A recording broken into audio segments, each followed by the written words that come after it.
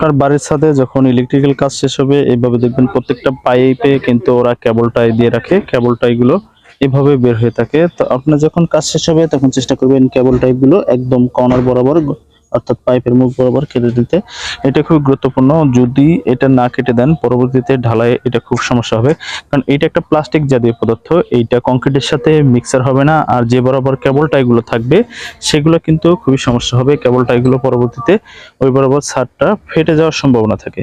তাই আপনার ইলেকট্রিশিয়ানের যখন কাজ শেষ হবে তখন আপনি অবশ্যই চেষ্টা করবেন ইলেকট্রিশিয়ানকে বলে যাতে ওরা এই কেবল টাই যেগুলো দিয়ে পাইপগুলো রডের সাথে কানেক্টিং করে, দরকার ছিল এগুলোতে জিয়া তার ব্যবহার করা। জিয়া তার ব্যবহার না করে অর্থাৎ 24 তার যদি ব্যবহার করতো তাহলে এই ধরনের সমস্যা হতো না। 24 তার ব্যবহার না করে ওরা কাজের সুবিধার্থে কিন্তু এই ধরনের কাজ করে থাকে।